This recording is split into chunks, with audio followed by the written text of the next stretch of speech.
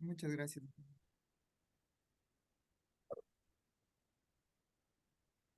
Eh, bueno, primeramente, un saludo a todas las personas que están viendo este video, en este caso una entrevista. Un saludo cordial a nuestro invitado, el ingeniero Olger Benavides Muñoz, el cual es docente de la Universidad Técnica Particular de Loja y aparte tiene un doctorado en Ingeniería Hidráulica y Medio Ambiente, además de tener un innumerable eh, distinción en cuanto a menciones, en cuanto a honores. No sabría yo enumerar ese tipo de cosas, así que ingeniero, ¿nos podría dar una introducción de quién es usted, por favor? Muy buenas tardes, estimado Alexis, muchas gracias y a todo el equipo que conforma este, este excelente y muy acertado momento de entrevista en el que la Universidad Central, a través de las más prestigiosas carreras de ingeniería civil que tenemos aquí en el país, y por supuesto con esa magnífica iniciativa de profesores y estudiantes que saben siempre plasmarlo y llevarlo adelante por el bien de nuestro país. Al final, la comunidad beneficiada es siempre nuestro entorno, nuestra patria en general, pero es la comunidad nuestra a la cual normalmente intentamos aportar con nuestro granito de arena. Si bien de alguna manera usted ha sabido hacer esta introducción, yo le agradezco muchísimo por su generosidad. La verdad, soy un operador todavía de lo que es el conocimiento. Ni siquiera se podría decir que hemos alcanzado algún nivel, ¿no? Sabemos que falta muchísimo por delante, por conocer, por aprender y por transmitir. Es inmenso el conocimiento, es infinito y tan pocas las horas que tenemos aquí en este paso, de tal manera que más allá de los reconocimientos, de los títulos que no son más que un instante y compromiso para todos, me gustaría comentar al respecto de lo que es más bien el equipo que conformamos el grupo de investigación en nuestra universidad. Si bien estamos eh, eh, aquí trabajando en la Universidad Técnica Particular de Loja, pero desde aquí haciendo lo mejor posible con los instrumentos y recursos que no son abundantes, pero que con mucho carisma, con mucha buena voluntad, sobre todo de todo el equipo, intentamos hacer un aporte que sea significativo en cambio para nuestra comunidad, como lo decía. Nosotros, amparados en el grupo de investigación de la sostenibilidad del ciclo urbano y rural del agua, de hecho ese es el título, aunque el acrónimo es Smart Water Network, estamos como amparados en una línea de investigación del quehacer justamente eh, con que nos desempeñamos, podría decir, bajo la necesidad de atender problemática y de brindar soluciones a lo que se entiende como las necesidades hídricas a nivel de consumo humano, a nivel de riego y abrevadero y agroproducción, a nivel de inclusive hidroaprovechamiento o hidroenergía y todo lo que junto al agua y en torno al agua se desarrolla en nuestro país. Todo lo que está directamente referido a agua. Entonces, el eje temático, digamos, que integra el conjunto de actividades en los cuales este grupo, Smart Water Network en acrónimo, procuramos cada día trabajar justamente para que se articule, para que se vincule con nuestra comunidad, sobre todo de manera continua, hablando en el tiempo, para buscar alternativas y sobre todo las más adecuadas, las más aterrizadas a cada entorno para trabajar en la sostenibilidad de aquel ciclo urbano y rural, como ya mencioné, del agua, en una gestión integradora, ¿cierto? Esta gestión integral del recurso hídrico, el clásico GIR, procurar desempeñarlo como una gestión integradora, en la que todos los actores formen parte importante, trascendente a la hora de atender la explotación del recurso hídrico. Principalmente es esa, digamos, nuestra actividad. Y ya en lo personal, me encanta aprender, incansable de aprender, con la modestia del caso. Y y estoy a sus órdenes más que todo, a su entera disposición. Ingeniero, hay un punto que mencionó como punto principal, la sostenibilidad del agua. Y sobre eso va nuestra entrevista, sobre el consumo del agua domiciliaria y su efecto en los fenómenos mundiales principalmente. Nosotros también estamos conscientes de que con el aumento de la población es inversamente proporcional a lo que tenemos de agua y que cada vez obtener agua va a ser un poco más complicado, va a afectar el equilibrio ecológico y debido a esto de la demanda futura, debido al aumento del estrés hídrico, se necesitan decisiones, cada vez más decisiones, como usted mencionó, de personas como usted dedicadas a ese tipo de investigaciones en cuanto a hidráulica. Entonces, de eso vamos a abordar esta entrevista, de este artículo que se llama Aumento del consumo de agua domiciliaria como efecto de los fenómenos mundiales y algunos posibles escenarios sobre este tipo de situaciones. Eh, con respecto a la incertidumbre de obtener agua, ¿qué opción podemos tomar nosotros los ingenieros civiles al respecto? Muchas gracias. Sí, la verdad que es una excelente pregunta. Muchas gracias. Me gustaría iniciar respondiendo esta pregunta, eh, primero haciendo una clasificación general de lo que podrían ser las fuentes de agua, de lo que podríamos entender como posibles fuentes de agua en nuestro planeta primero, y luego iremos aterrizando un poco. Y básicamente, según la procedencia, se podría pensar que, o, o comprender, manejar un lenguaje común en el que tendríamos las fuentes superficiales, ¿no es cierto?, en la que tenemos lagos, ríos, quebradas, ¿no? Inclusive los mismos glaciares, con el aprovechamiento de la fusión del hielo, de la nieve, o aquellas fuentes que son de carácter subterráneo, ¿no es cierto? Aquellas, inclusive en la subterránea se podría hacer esta división del agua subalvea, ¿no es cierto? O aquellas que corren debajo de los ríos. El que más me llama la atención a nivel personal, digámoslo así, es justamente el río Hamza, que es aquel flujo subalveo que va por debajo de lo que se entendería el río Amazonas. Sabemos que el río Amazonas en su parte visible, superficial, está entre 1 kilómetro hasta 200 kilómetros o 180 kilómetros en su parte más amplia, más desplayada.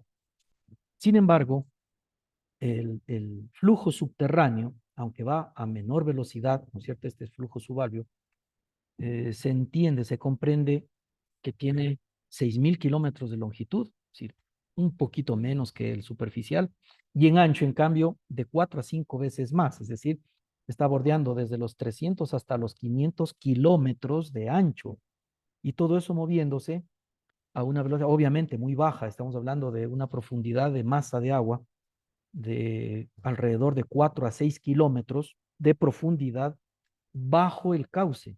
Entonces, ese río subterráneo, aunque hay muchos detractores que no se llama río, pero bueno, se lo puede entender como un río subterráneo, aunque la velocidad sea muy baja, como vuelvo y repito, alrededor de los 10 a 100 metros, dependiendo del punto de afloramiento al Atlántico, ni siquiera afloramiento, es un empuje subterráneo.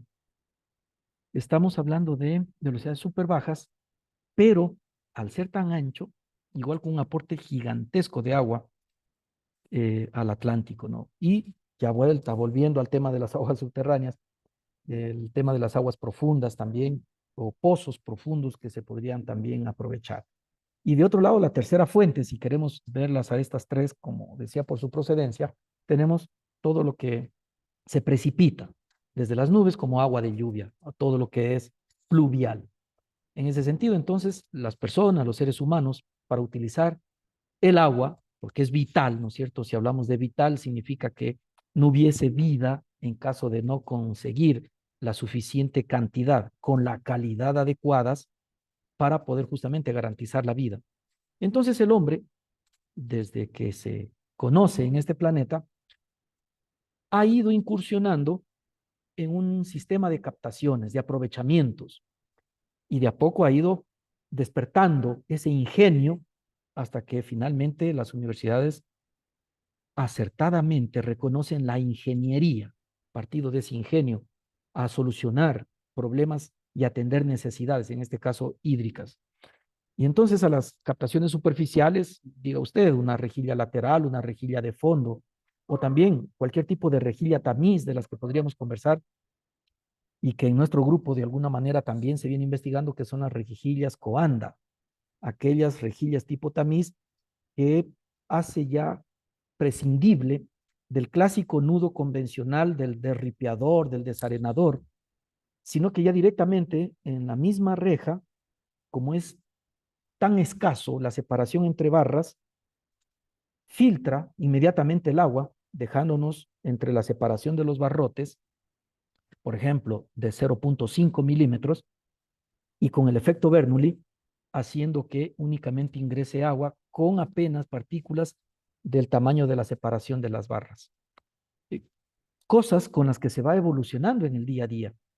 O también hablar de las captaciones a través de pozos, ¿no es cierto? Bien sean pozos someros, aquellos que dependen del nivel freático, o pozos profundos, en los que ya la misma capacidad hidráulica va a depender del momento de recarga que se tenga en la potencia acuífera.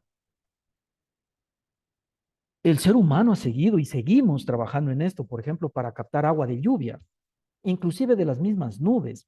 Tenemos la ventaja en el ecuador del planeta, en la zona ecuatorial andina más todavía, de poder hacer, primero, un sistema de mallas en donde ayudamos a condensar las gotas de agua y luego por propio peso, esas gotas son recolectadas en la parte inferior de estas mallas cosechadoras de nubes, por ejemplo, para poder atrapar esa agua y finalmente utilizarla para consumo humano, que sería lo ideal, inversiones que se justifican por ahí, en donde la nubosidad es alta principalmente, ¿no?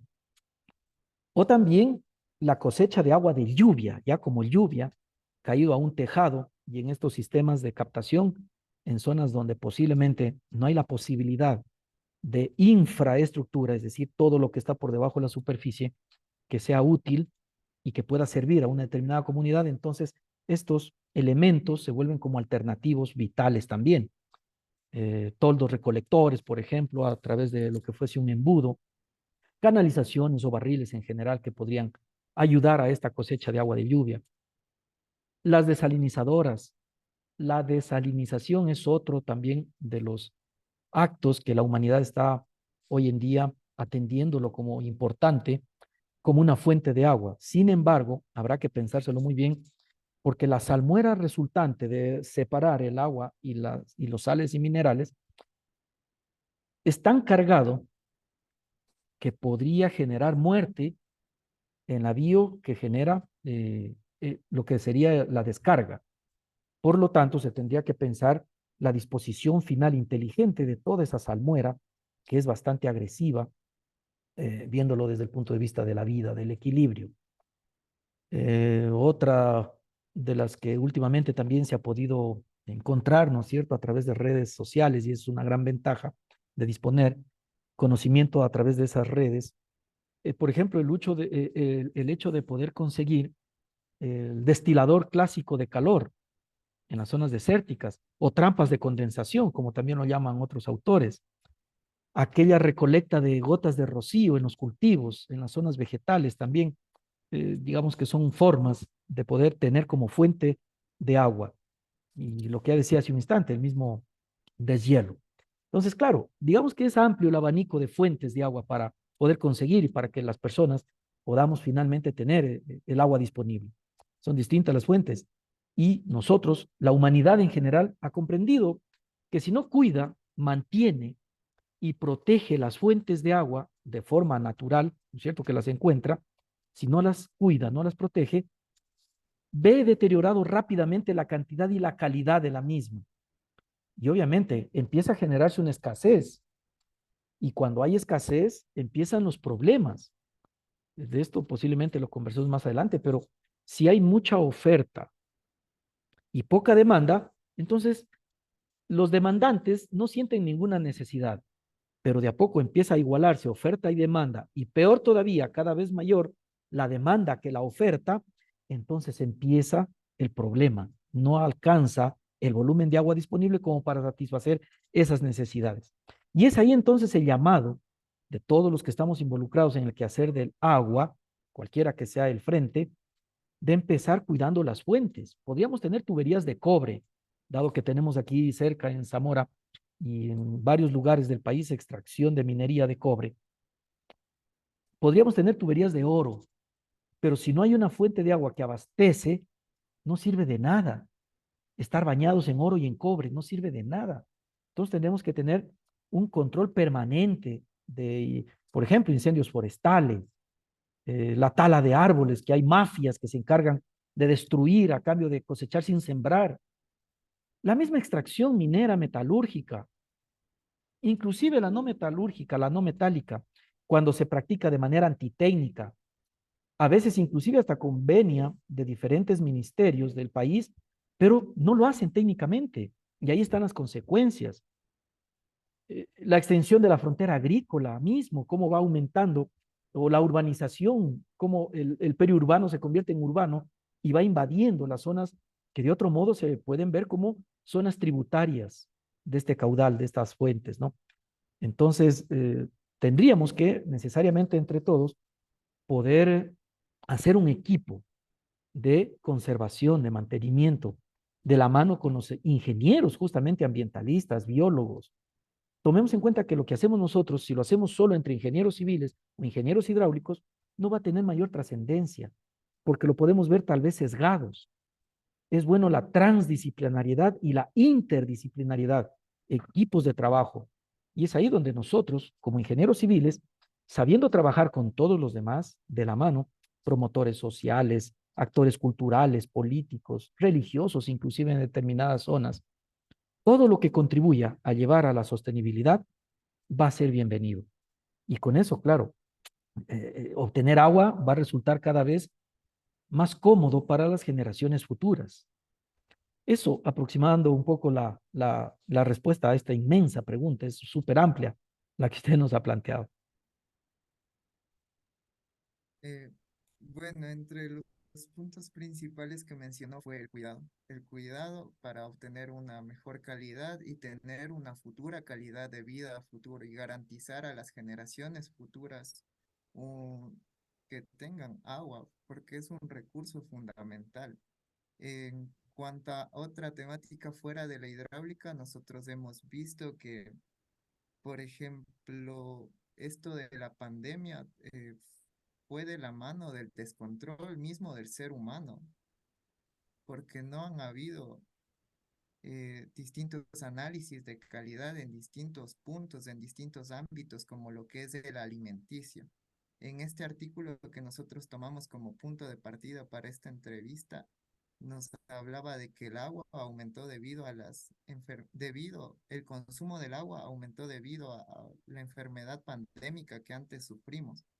¿Qué nos podría decir al respecto, ingeniero? Y usted tiene mucha razón en todo sentido al hablar de el incremento del caudal, digámoslo así, o del volumen de agua versus un determinado momento del, del hecho de aliviar de alguna manera el efecto pandemia. Posiblemente, y ustedes también lo coincidirán, el concepto primero para poder comprender y así fundamentar la respuesta a continuación. Hablar de epidemia, digamos que aquella enfermedad contagiosa que casi afecta a la totalidad de un país, ¿cierto? Una epidemia. Pero esta, cuando sale de esa frontera, de ese país, y al contrario, invade a un continente, entonces primero entendamos que esa epidemia se convirtió en una pandemia, como enfermedad infecciosa. ¿Y resultado de qué? De bacterias y de virus, hablando de una contaminación de muy considerable, muy importante de personas en más de un continente, en este caso aquella que acabamos de sufrir, esta del SARS-CoV-2, ¿no? Entonces, este aumento repentino de la transmisión de una enfermedad infecciosa en la comunidad hizo que se despierten todas las alarmas del mundo entero. Nos vimos expuestos a contaminación en alimentos, en agua, inclusive en hablar muy cerca con nuestros compañeros, Se tendía como una mala práctica, inclusive dar la mano, besar en la mejilla, etcétera, ¿no? Entonces, para aliviar de alguna manera, si bien hubieron varios actos que debíamos seguir, el aislamiento, mascarilla, doble, triple mascarilla a veces, el lavado de manos empieza ahí, el ducharse después de venir de la calle o de retornar de la calle a los hogares, ducharse, lavar inmediatamente todos los utensilios, las ropas, etcétera, ¿no? Entonces, de una dotación normal, digámosle así, hablemos lo normal, lo que está en la norma, ¿no es cierto? Normal, de una dotación normativa, atendiendo una normativa. De pronto se triplica, se cuadruplica y en determinados sectores hasta por 5 veces se quintuplica ese valor. ¿Debido a qué? Justamente a esto, a intentos de buscar elementos de higiene para que estos virus, sobre todo este virus, porque también podría ser en otro momento de bacterias, pero estos virus, sobre todo el SARS, pueda ser eliminado a través, eliminado de nuestro punto. Pero ¿qué pasa? El desagüe continúa y lo único que estamos haciendo es moverlo de nuestras manos, de nuestra ropa, de nuestros cuerpos, de nuestro hogar, aguas abajo, a donde vierta el sistema de alcantarillado pluvial, si es que fue a través de lluvias, o sanitario, lo que correspondería a nuestro caudal de arrastre en hogares. Es decir, estamos moviendo el problema de un lugar a otro.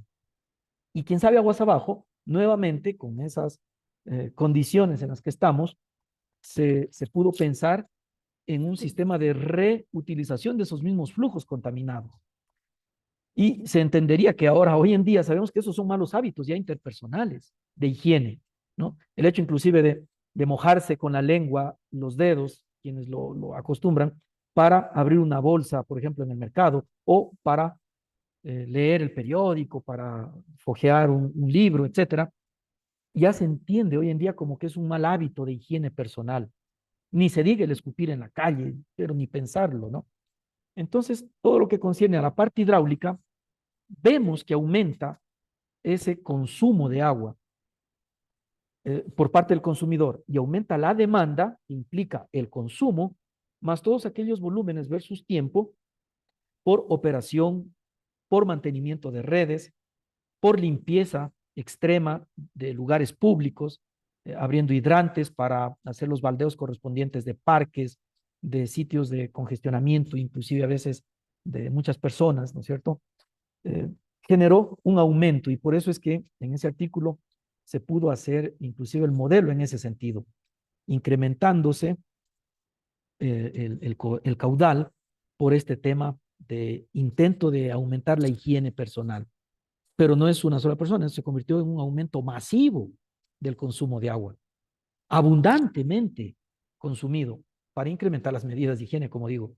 Así que va por ahí un poco la justificación de este tema de cómo es que una enfermedad que se transmite de persona a persona a través de un virus obligó a que se demande más caudal no programado en ninguna de las redes del mundo.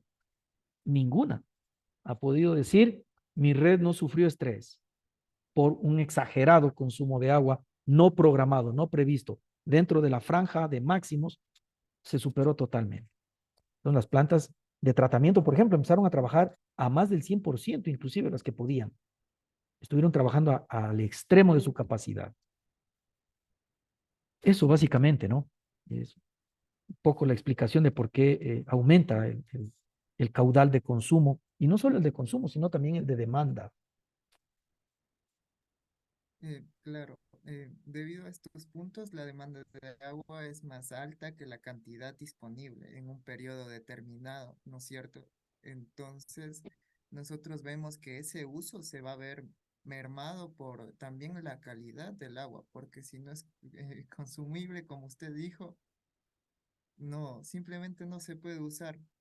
Este, lo que acabo de decir en este parrafito es lo que usted también denominaba y lo que se denomina estrés hídrico principalmente. ¿Cómo se desarrolla en una sociedad y, bueno, principalmente en nuestro país? Claro, justamente, de alguna manera, estamos conversando de eso, ¿no? Cuando existe escasez de agua que se provoca por una gran demanda no programada y el operador del sistema no la tenía contemplada, hablando de distribución de agua potable domiciliar, ¿no es cierto?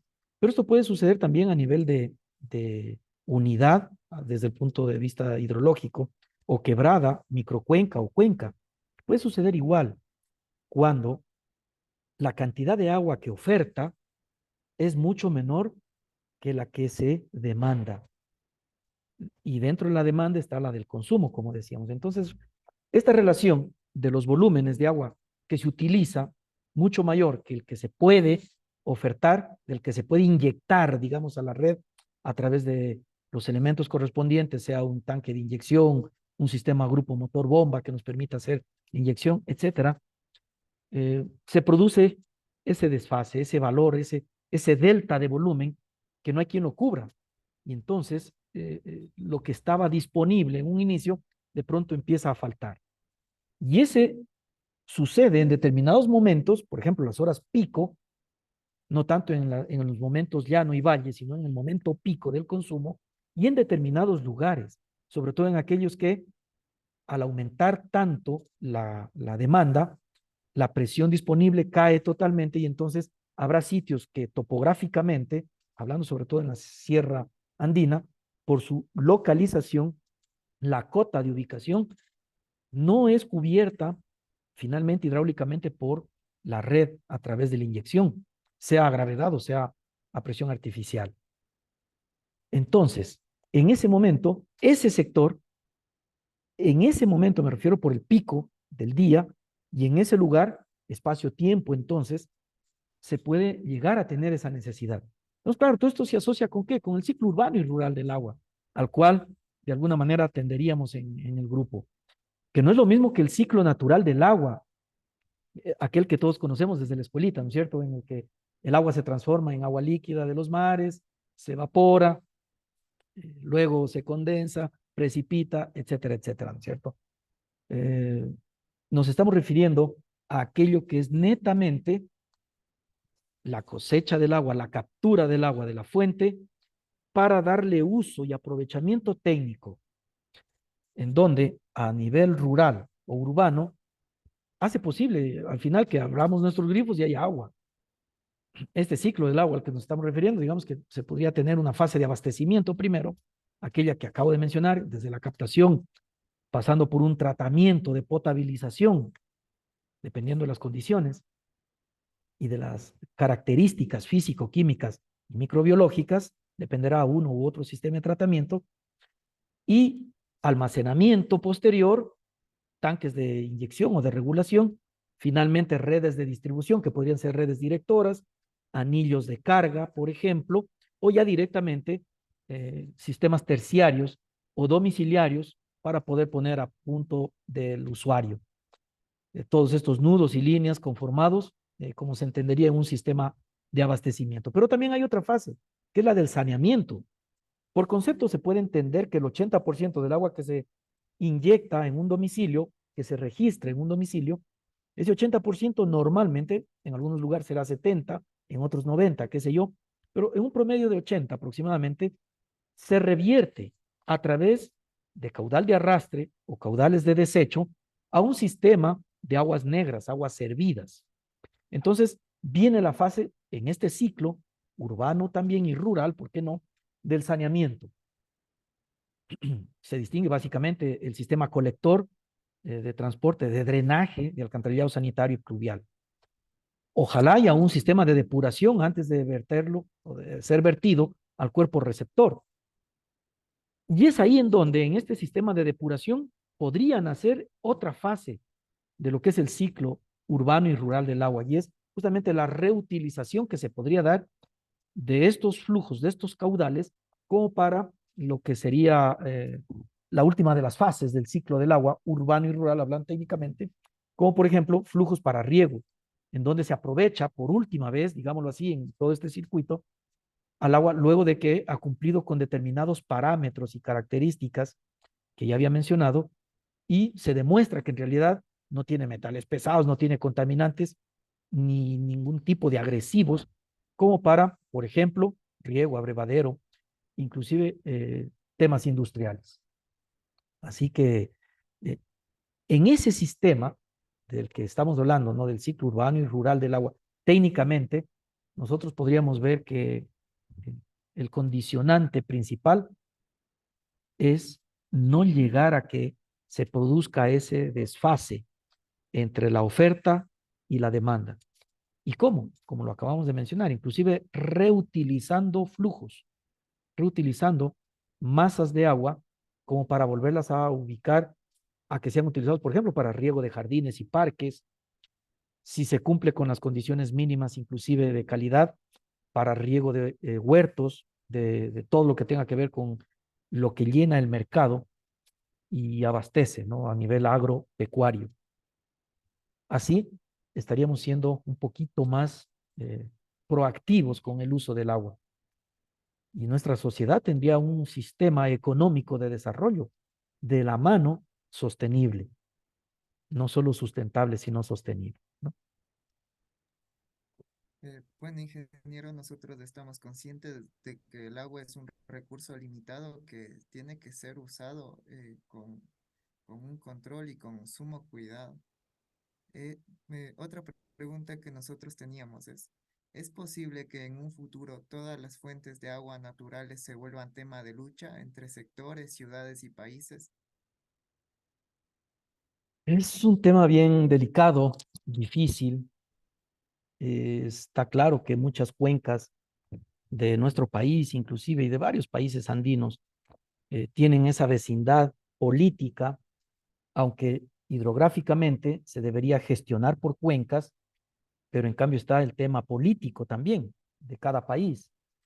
Se podría, en muchas cuencas y acuíferos, sobre todo el acuífero, es menos posible todavía determinar esa, ese límite o ese sistema limítrofe de lo que se ve políticamente como superficial, de aquí para acá es tuyo, de aquí para acá es mío, etcétera.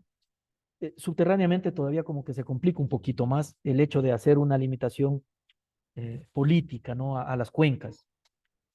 Se motiva a nivel mundial que se trabaje en una gestión por cuencas, pero ya vuelvo y repito, si es que de por medio hay límites políticos, podría llegar a haber ciertos roces.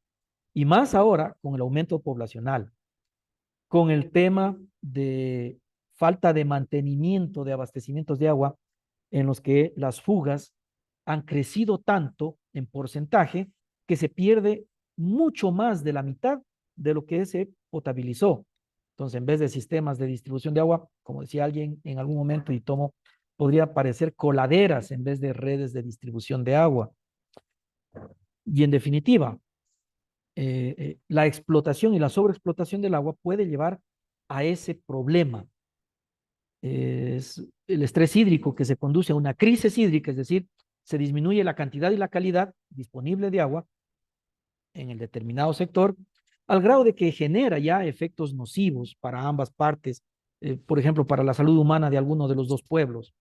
Inclusive la actividad económica se puede ver afectada por la producción, por el tema de no abastecer lo suficiente para sus propios mercados, o inclusive si tenían una tasa de ingresos por exportaciones de agroproductos, se podría ver hasta limitado. Y entonces eso converge a posibles conflictos que intensifican las tensiones entre los dos países hermanos, se podría decir, ¿no? Como siempre se ha mencionado. Nosotros, al hablar del norte con Colombia, al hablar del sur principalmente con Perú, ¿no es cierto?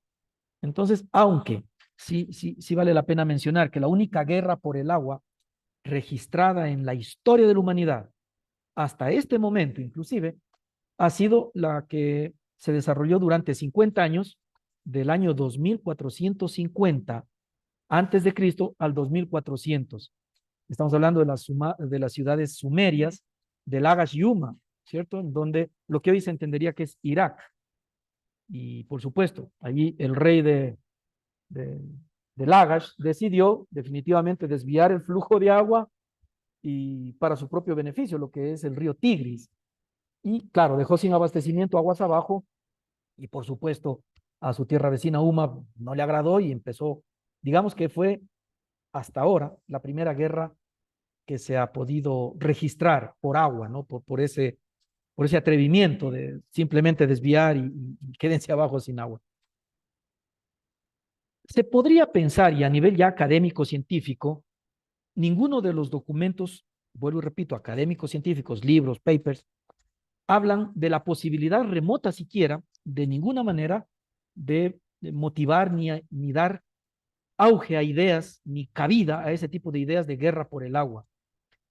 Es frecuente escuchar hoy en día en redes sociales a alguien que se quiere volver muy, muy visitado, quiere likes o dislikes, lo que sea, se podría motivar a algo que nadie en la academia lo queremos ni lo motivamos desde ningún punto de vista. Es posible que por el agua, alguien decía en estos youtubers, que es peor que lo del petróleo, que podría destaparse una guerra mundial por el agua, etcétera, etcétera. Claro, y poner al agua como una fuente de conflicto, no lo veo sano, primeramente, ni inteligente, aunque se podría dar, como vuelvo y repito, después de 2450 años, no estaría bien que se lo dé, estamos a 4500 de aquello años, entonces, obviamente, los seres humanos tenemos que inteligentemente gestionar nuestros recursos.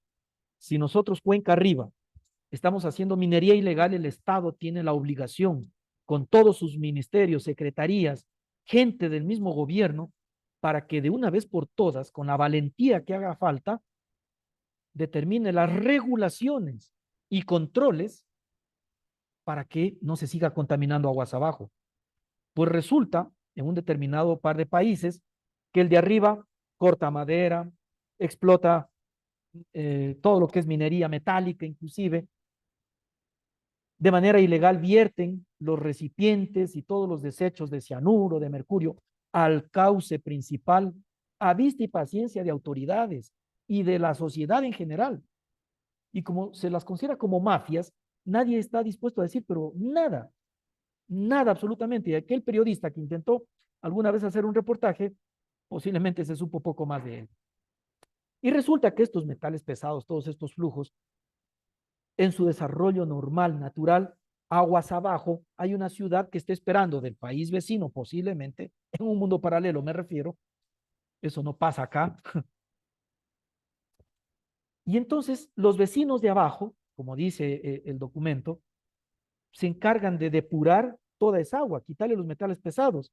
Y alguien dice, no, no, no, ni siquiera hay el financiamiento en nuestras plantas de tratamiento para quitarle la cantidad inmensa de sólidos en suspensión. Peor para poder hacer la remoción de metales pesados.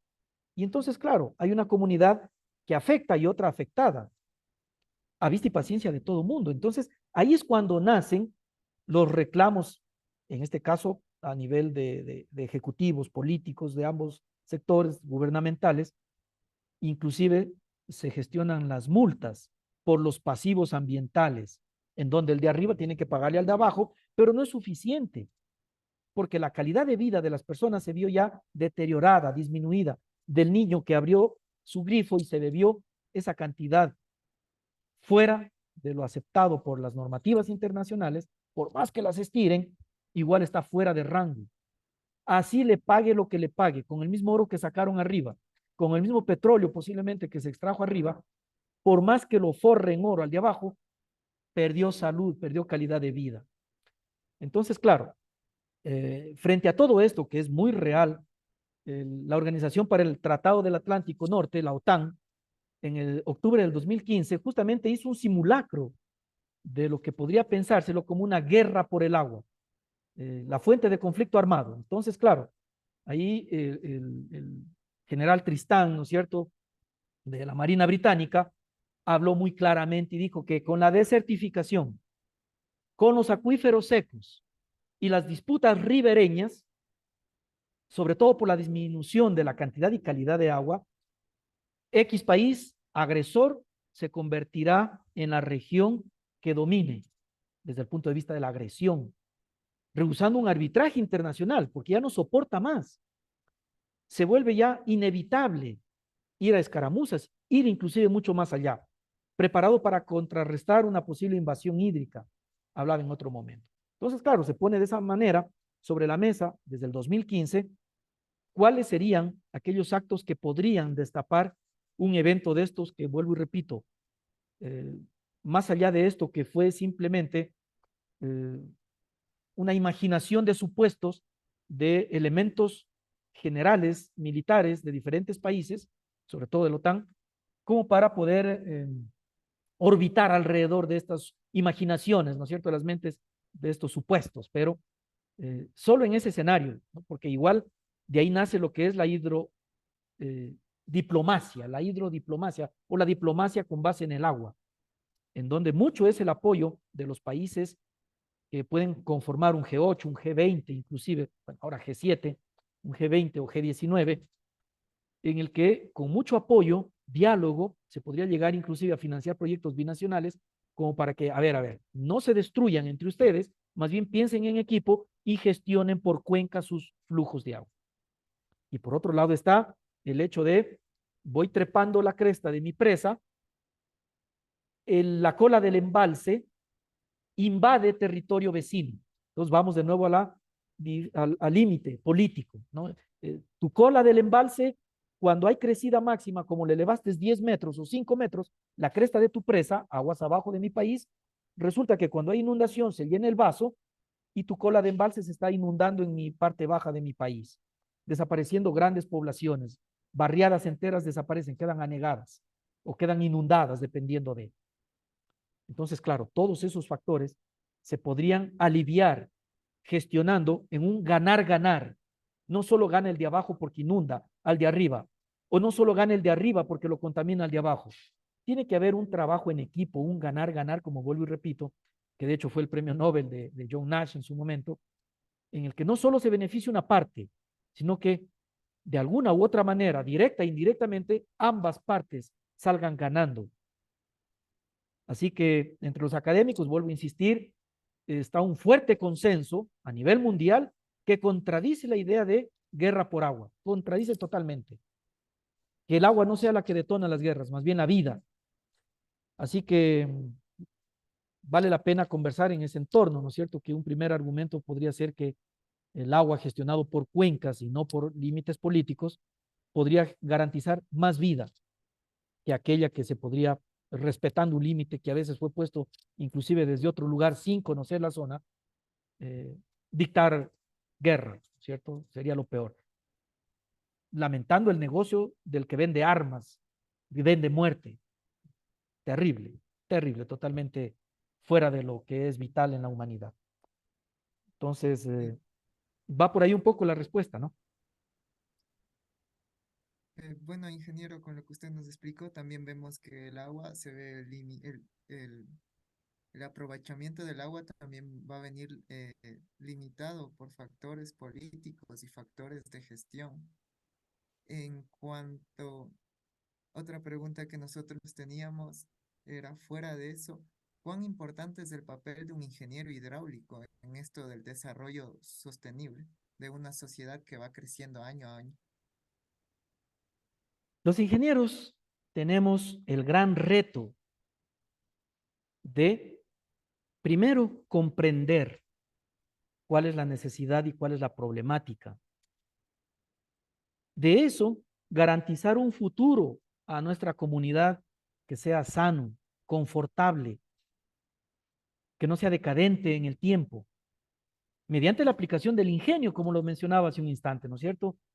Haciendo uso de la inventiva, de la innovación, eh, sobre todo para desarrollar nuevas tecnologías, nuevos métodos, criticar lo que se viene haciendo hasta ahora, mejorarlo, criticar para mejorar, críticas constructivas de todo lo que corresponda a la ingeniería propiamente dicha, de la civil y de la ingeniería hidráulica que está dentro de la ingeniería civil, para proteger nuestras cuencas, nuestro planeta en sí, y con ello a nuestra comunidad, a nuestra sociedad.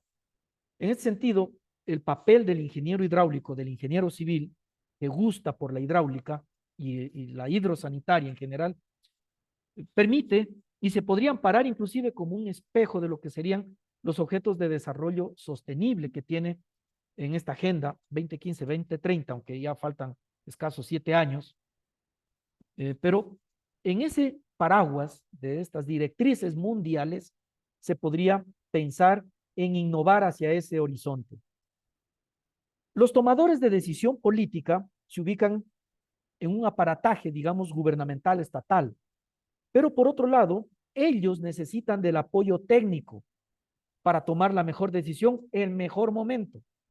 Y es ahí donde estamos los ingenieros llamados a tener con responsabilidad, con ética, con honestidad, la participación de asesoría oportuna, efectiva, sin agrupar volúmenes de dinero de inversión solo para que sirva para otros fines que no sean los honestos, los legales. Qué lindo sería soñar cuando la parte académica se involucre directamente en el quehacer de la construcción, en el quehacer de las actividades, inclusive de consultorías de este país, que no quede enmarañado en un sistema a veces, no siempre, borroso, no transparente. ¿Qué mal sucedería si llega a participar los estudiantes en consultorías reales, con su reconocimiento económico inclusive? Los profesores actualizándose de primera mano, por un lado lo que dice el último artículo científico y por otro adaptándolo a la realidad, en consultorías y contratos verdaderos, sin coimas de por medio, totalmente transparente. Ahí está nuestra responsabilidad. Ser honestos es la primera de las opciones y la última. No se podría dejar pasar eso. Entonces, ahí recién, cuando estemos encaminados en ese chip de no tener un título para salir a tener dinero como sea, de donde sea, pero es tener dinero. Entonces, claro, quitando eso de la historia, revolucionando nuestros criterios de hacer profesión, ahora sí podemos hablar de la sostenibilidad en sus tres patas, en sus tres ejes, en sus tres apoyos, como se lo quiera denominar: el económico, el social y el ambiental, en donde sabemos que convergen los tres para formar un equilibrio. Si solo es ambientalmente amistoso un proyecto, ahí se llama sustentable. Pero en cambio, si además de ser sustentable, además converge en lo económico y en lo social, ahí recién pasa a ser sostenible. Y es ahí donde nosotros queremos apuntar, aprendiendo, investigando, llevando a la práctica modelos, ajustándolos y convirtiéndonos en un apoyo a la toma de decisiones justamente a los políticos de turno, haciendo programas que no duren solo el periodo del político de 4 años o 5 años, dependiendo, sino que sean de largo plazo, mínimo una década de gestión de recursos hídricos. Y en esa década el político llega a apoyar la consecución de los indicadores de gestión, no a decir lo que el anterior hizo no sirve, todo el dinero que se invirtió no sirve, a la basura, ahora recién vamos a empezar a hacer las cosas bien. Eso tiene que acabarse. Y claro, ese es el reto que todos tenemos, sobre todo los ingenieros civiles, a través de la ingeniería hidráulica.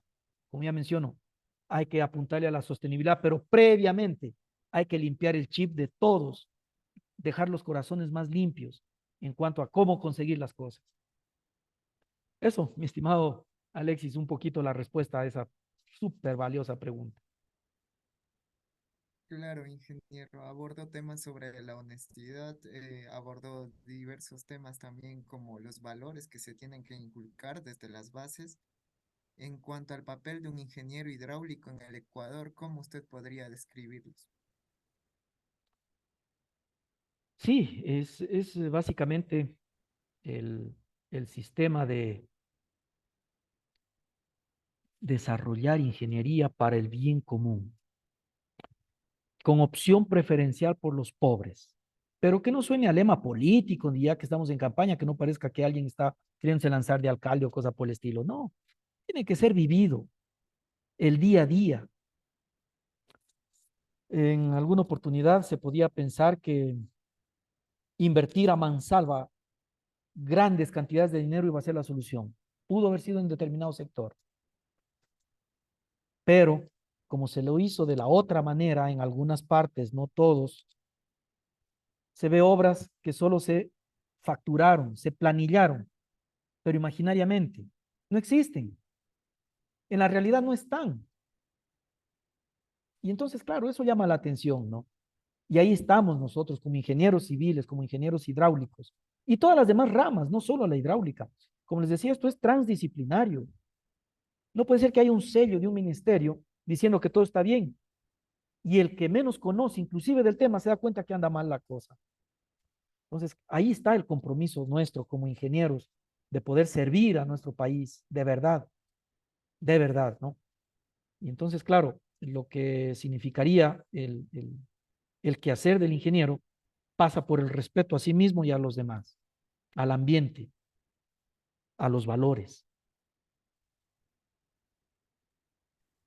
Me gustó mucho que esta entrevista haya abordado un tema sobre los valores, sobre la ética profesional y sobre, aparte de distintos puntos académicos que ya venimos hablando anteriormente. En cuanto otra pregunta que teníamos era, qué nos puede recomendar a los estudiantes de ingeniería civil sobre la materia de ingeniería hidráulica, ya que nosotros formamos parte del futuro? Se escribe a diario en realidad el, el quehacer de la ingeniería hidráulica. En cuanto a recomendar, a ver, si bien todos somos, yo me considero un estudiante también y quiero serlo hasta que deje de respirar, pero podré mencionar que la enseñanza se define con calidad y se la podría llamar que es de calidad solo cuando consigue de manera efectiva alcanzar el objetivo que es la opción preferencial por los pobres, de dotar a todos por igual, con equidad, la cantidad de agua que de verdad necesita. Y alcanzar así, por ejemplo, las metas de estos objetivos de desarrollo sostenible que decía hace un instante, estas metas sociales también, como no, el desarrollo económico, aquellas que se distinguen por su complejidad en algún momento, pero que buscan justamente esos estudiantes proactivos, que se plantean retos verdaderos para satisfacer a través de su formación, justamente atender esas necesidades o esos problemas. Desarrollando habilidades, qué mejor, con las nuevas técnicas y tecnologías a disposición, con todo el conocimiento que está disponible hoy en día. Es una bendición, la verdad, poder hacer un clic y tener la mejor clase del mejor profesor de la mejor universidad del mundo, en el mejor idioma posiblemente. Qué fácil hoy en día poder alcanzar ese conocimiento. Entonces, los valores se vuelven vitales, porque puede haber mucho conocimiento, pero si lo aplican de mala manera, ¿de qué ha servido? O ni siquiera lo aplican en otros casos. Motivar a los estudiantes y profesores a innovar, a emprender en soluciones, como repito, prácticas totalmente, que sean efectivas. Y cuando hablo de efectividad me refiero a las 3 Bs: bueno, bonito y barato. Que toda esa inversión se canalice de manera efectiva. Y en ese contexto, ya hablando de la academia universitaria, se podría pensar en un aprendizaje basado en proyectos, en donde la práctica docente y discente, es decir, de los estudiantes o de los futuros profesionales, alguien también lo llama profesionales en formación, juntos hagan un solo equipo de trabajo y estén dispuestos a transformar su entorno. El aprendizaje basado en proyectos, por ejemplo, nos ha dado algún resultado positivo, aunque no es el único de los tipos de aprendizaje que existen hoy en día, pero constituye una respuesta muy didáctica a la vez que dinámica a la problemática, ¿no? Sobre todo aterrizado con motivación para que sea integrador aquel efecto y que no decaiga una vez que se entregó, más bien que siga creciendo. El rendimiento de los aprendizajes entonces se podrá ver potenciado a través de algo novedoso, como es este aprendizaje basado en un proyecto real, llevado al aula, analizado en el aula, generado el modelo con los estudiantes y de vuelta puesto en obra, puesto en marcha, o por lo menos dejado un nuevo diseño de lo que correspondería a las modificaciones de este nuevo descubrimiento, posiblemente que genera este nuevo conocimiento, me refiero a nivel científico, técnico, profesionalizante. Cualquier docente y estudiante del país alguna vez habrá podido desarrollar algún proyecto en general, cualquiera, dentro de su práctica de estudiante inclusive. Y ahí es donde están las claves para diseñar e implementar estas nuevas opciones. Un anclaje curricular anclado a la realidad, facilitando obviamente la integración de lo que se está diciendo en clase con lo que se puede de una vez ir aplicando en obra, en campo, en la comunidad. Así que mi motivación va por ahí, ¿no? Que se pueda leer más, aprovechar las redes sociales en el sentido de aprendizaje para servicio, el hecho de poder, por ejemplo, obtener el aprendizaje más relevante de lo que se hizo antaño, aprender del pasado, potenciar los buenos resultados de los hombres antiguos, del conocimiento antiguo, potenciarlo y adaptarlo a la nueva realidad, tal como lo hicieron los romanos y los egipcios en su momento. Aprendieron de sus errores para no volverlos a cometer. Las obras más grandes, hoy en día erigidas y funcionales, por ejemplo, han sido de las obras de infraestructura y estructuras hidráulicas de los romanos, por ejemplo. Muchos acueductos, muchos canats están todavía ahí funcionando, operando. Estamos hablando de 250 años de Cristo o del conteo actual hasta la fecha. Más menos. Más de 2000 años en pie esas obras. Y por supuesto, eh, entregándose todos los ingenieros de aquel entonces, entregándose. Saber hacer es lo que se quiere y saber aprovechar todo el conocimiento. Un intercambio cultural, por ejemplo, en su parte, permite compartir experiencias ancestrales que no se deberían descartar. Hay mucha sabiduría ancestral, mucha sabiduría, como en algún momento se hablaba de los viejos sabios. Sí, no necesariamente con título universitario, viejos sabios de experiencia natural, que se fueron formando en el día a día nuestros agricultores, por ejemplo, para el sistema de riego y abrevaderos. Todo eso se podría rescatar perfectamente y volverlo ciencia actual, aplicándolo.